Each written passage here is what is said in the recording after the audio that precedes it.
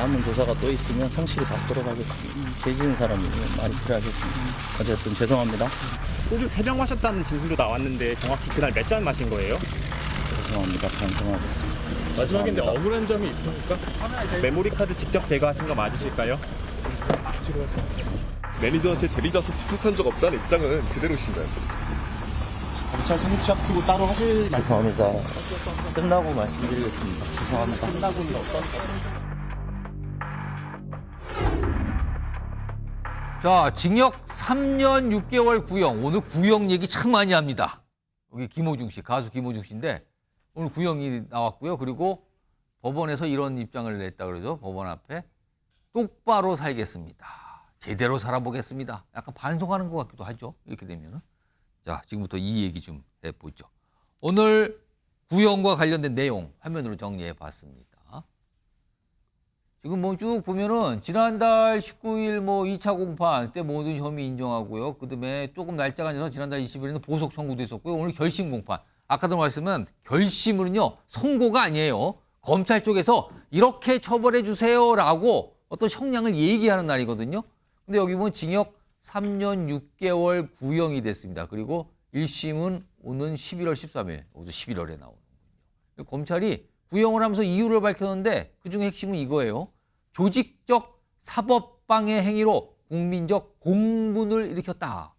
조직적 사법방해가 있었고 이거에 대해서 국민들이 공분을 했다. 그러면서 징역 3년 6개월로 해주세요라고 얘기를 한 겁니다.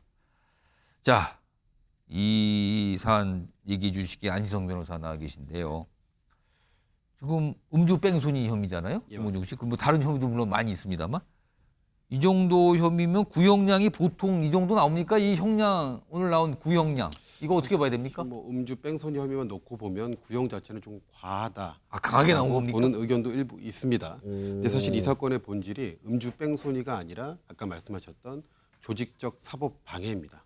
이 여기에 방점이 찍혀 있다 보니까 사실 구형도 좀 이렇게 좀 3년 6개월까지 나온 것이고요. 사실 이 3년에다가 플러스 6개월이 더해진 의미가 갖는 게 뭐냐면 뭡니까? 이제 사실 우리 형사소송법에서는 3년 이하의 형을 선고할 때 집행유예를 할 수 있게끔 집행유예. 예, 되어 있습니다. 근데 검사가 구형함에 있어서 3년 이하, 3년이나 3년 이하가 아닌 3년 6개월을 구형했다는 의미는 검찰의 의견은 어쨌든 집행유예 자체가 적절하지 않다라고 본다는 그럼 것을 판사에게 이 구형을 하면서 집행유예 이런 거 안 됩니다. 우리 맞습니다. 의견은 그겁니다. 이걸 강조한 겁니까? 그렇죠. 그리고 실제로 판결이 집행유예가 선고 날 경우에는 양형이 지나치게 과경하다는 이유로 항소할 수 있는 명분을 만들어 놓는 거죠. 그리고 또 하나의 의미는 사실은 계속해서 뭐 지적 또는 비판을 받아왔던 부분이지만 결국에 경찰 수사 과정에서 쭉 이어오다가 검찰 기소 시에 음주운전 혐의가 빠졌습니다. 물론 이 부분은 사실 전략적 접근이라고 보여집니다만 사실은 이제 뭐 구속 요건이라든가 입증 책임에 대해서 사실 구체적인 연구가 조금 부족한 일반 이제 국민들 입장에서 보다 보면 이제 음주운전이 도대체 왜 빠졌는가? 그럼 아직도 납득을 못 하시겠다는 분들이 있어요. 그렇죠. 지금요. 그런 여론들이 사실 또 제일 걱정하는 게 예. 그러면은 이 처벌에 공백이 생기는 거 아니냐, 양형이 너무 좀 약하게 나오는 것이 아니냐라고 하는 우려가 있거든요, 분명히. 사실 그에 대해서 검찰이 이런 양형에서의 공백을 이제 6개월이라는 플러스적인 의미로서 좀 보강하는 것이 아닌가 그렇게 바라보고 있습니다. 단순히 징역 3년과 3년 6개월은 큰 차이가 있다. 그리고요, 오늘 구형이 김호중 씨만 된 게 아니에요. 다른 분들도 같이 있었잖아요. 아까 뭐 조직적 이런 얘기한 이유가 있었거든요. 그분들 오늘도 구형이 있었는데 소속사 대표, 본부장, 그다음에 매니저 있는데 여기 보면 대표하고 본부장은 징역 3년, 그리고 매니저는 징역 1년입니다. 송혜원 변호사 이분들 뭐랄까 이 공범이라고 해야 됩니까? 이분들 3년, 1년 이거는 어떤 의미일까요?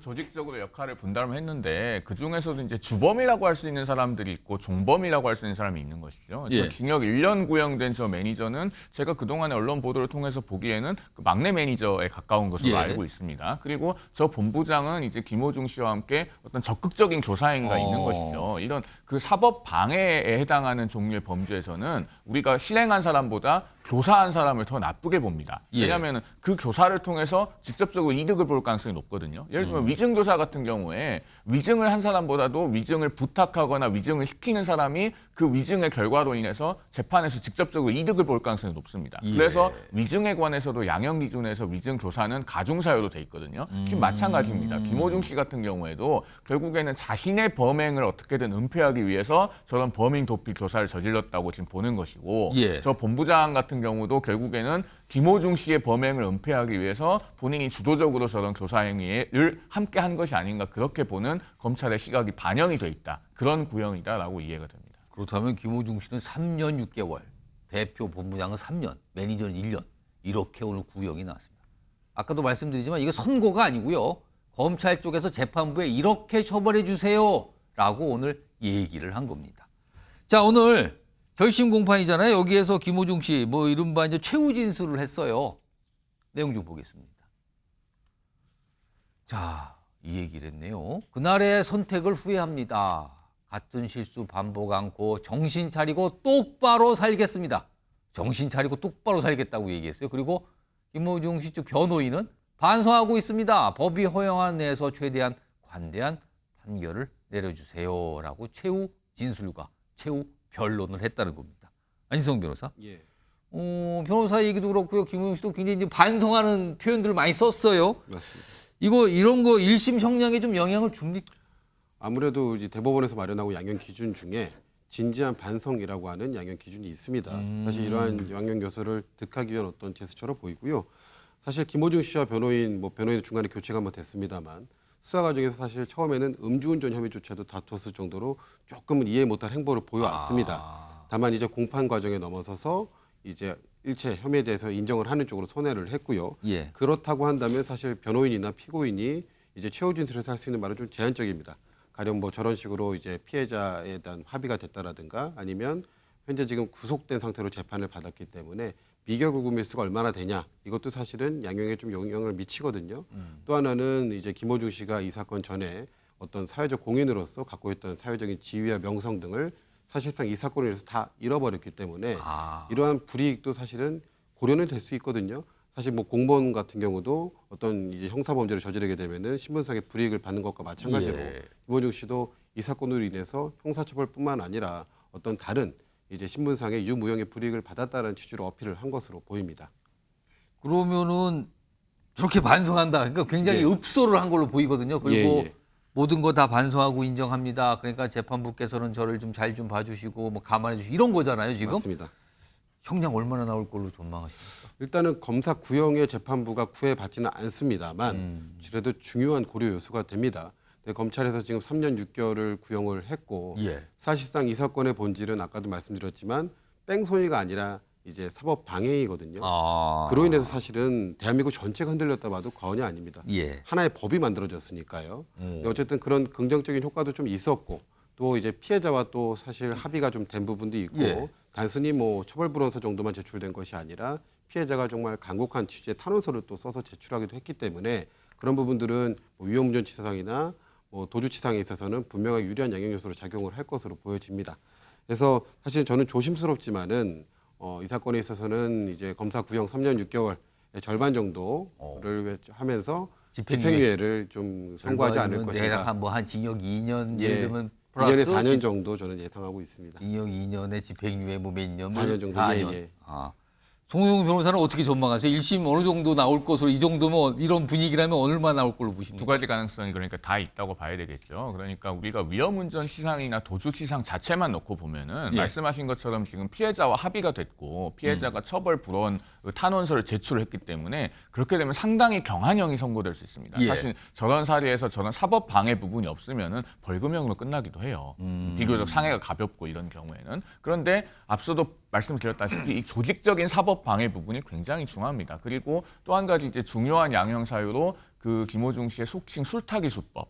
이것이 이제 언론을 통해서 더 널리 알려지면서 또 이제 주당들이 많이 따라하는 그런 사회적인 부작용. 김호중 씨 측에서는 약간 부인하는 입장도 나오지 그렇죠. 않았습니까? 그런, 아니라고. 그런 예. 입장도 나오긴 했는데 어쨌든 그것을 통해서 이제 주당들이 많이 따라할 수 있는 예. 그런 사회적인 위험도 생겼다고 할 수 있어요. 그래서 법원이 집행유예냐 실형이냐를 놓고 상당히 고민을 많이 할 것 같습니다. 예. 그러니까 사법방해 부분을 중하게 봐서 비록 짧은 기간이라도 실형을 선고할 수도 있고 아니면은 집행유예로 가더라도 상당히 긴 기간의 집행유예를 둬서 이걸 통해서 뭔가 김호중 씨로 하여금 다시는 그런 일을 저지르지 않도록 억제하는 효과를 좀 도모하지 않을까. 저는 아직은 두 가지 가능성이 다 열려 있고 재판부가 고민의 시간을 가질 것이다. 그렇게 예상합니다. 오늘이 결심 공판인데 여기에서 이제 보석에 관해서도 오늘 신문을 한다고 예고가 돼 있는데 지금 아마 진행 중인지 모르겠어요. 화면 좀 보겠습니다. 지금 지난달 21일 지금 구속 상태잖아요. 그러니까 보석 청구, 그러니까 어떤 금액을 내고 이제 풀어달라는 거잖아요. 근데 오늘 보석 신문을 한다고 예고돼 있는데 아마 진행 중인지 모르겠네. 근데 이유를 이제 변호인 측에서 밝힌 거죠. 오늘 최후 변론에서 김 씨가 오래전부터 알아온 발목 통증이 구금 기간 동안 악화됐다. 그러니까 약간 아프다. 이걸 좀 이유로 댔고요. 초범이고 대중에게 알려져 도망 염려도 없는 만큼 보석을 좀 받아주세요. 인정해 주세요. 이렇게 얘기를 했다는 건데 안지성 변호사, 네. 보석이 인용될 가능성, 그러니까 풀려날 가능성 어떻게 보십니까? 일단은 보석 신문은 이제 당일 공판기일 마치고 바로 진행이 됐기 때문에 지금 진행 중인 아마 마쳤을 겁니다. 끝났을 것 같아요. 오전길로 마쳤을 것으로 예상이 되고요. 여기서 하나 힌트를 좀 얻어볼 것이 선고기일이 11월 13일로 지정됐다는 점에 좀 주목할 필요가 있습니다. 아, 지금 뭔가 관련이 있어 보입니까 지금? 보통은 결심하고 나서 짧게는 2주, 길게는 뭐 한 달 정도로 선고기를 지정을 하는데 지금 11월 13일로 지정됐다는 것은 검토할 것이 좀 더 많고 그 사이에 뭔가 고민하고 결론을 내릴 것이 있다라는 재판부 한 달 보름 정도를 더 뒤에요 그렇죠. 지금요? 그래서 그 사이에 사실 이 선고기일만 놓고 보면 그 사이에 별도의 기일을 지정을 해서 보석에 대한 결정을 내릴 수도 있겠다라는 생각도 합니다만 사실 이 사건 뭐 지금도 저희가 다루고 있고 몇 번째 다루고 있지 않습니까? 사실 국민적 여론이 너무나 지금 집중이 되어 있는 사건이기 때문에 재판부에서 그런 어떤 리스크를 스스로 먼저 감내하고자 하지는 않을 걸로 보입니다. 그래서 통상적인 경우는 보석 이제 신청이 들어오고 심리를 마친 다음에 예. 그에 대한 사실 결정은 선고시까지 보류를 하고요. 그다음에 선고시에 보통 집행유예를 하면서 피고인의 보석 신청은 기각하는 걸로 보통 그렇게 결론을 많이 냅니다. 통상적으로 그렇게. 네. 이동학 전 민주당 최고위원은 이제 일반 시민의 입장으로서 만약에 김호중 씨의 보석을 법원에서 받아준다면 이동학 전 최고위원은 어떤 생각을 하십니까? 좀 난리가 날 것 같은데요. 네, 국민의 법감정이라고 하는 게 있잖아요. 그러니까 예. 사법적으로 정확한 팩트 혹은 조항을 가지고 판단을 할 수 있는 요소들이 있는 것이고 국민들이 볼 때는 첫 대응부터 잘못했잖아요. 예. 사실 본인이 잘못했으면 석고대죄 하는 게 맞죠. 그랬다면 본인의 명성이나 어떤 명예 이런 것들은 그래도 조금 지킬 수 있을지 사실 모릅니다. 초기 대응 때문에 일이 더 네. 커진 거죠. 네, 이거. 물론 음주운전 절대 안 됩니다. 당연히 다른 사람을 사상시킬 수도 있고 그런 여러 가지 우려들이 있기 때문에 예. 음주운전 안 되지만 잘못을 이미 저질렀다면 그 부분에 대해서 대중적으로 선처받을 수 있는 길은 명확한 사죄 그리고 진정 어린 목소리로 그 행동을 하는 것이거든요. 근데 지금 재판 받아오는 이 과정 특히나 초기에서는 완전히 도망가려고 어떻게 하면 빠져나갈까 그런 모습들이 대중에게 다 비춰졌습니다. 그런 측면에서 굉장히 밉상이 돼버릴 수밖에 없었고 국민들은 보석이 사실 뭔지 사실 법조인들이 아니면 이해하기 어렵죠. 보석으로 풀려났다 하면은 야 이거 그럼 벌써 용서받은 건가? 풀려난 건가? 오히려 이런 인식이 안 좋을 수 있습니다. 그렇기 때문에 저는 이것이 만약에 진짜 보석으로 풀려나게 될 경우에는 국민 법감정 이런 거 훨씬 더 악영향을 미칠 것이다 이렇게 봅니다. 기다려봐야 됩니다. 뭐 법원, 재판부에 판단할 게 많네요. 지금 보석 관련된 거. 1심도 이제 판단해야 되니까요. 시간이 좀 걸릴 것 같아요.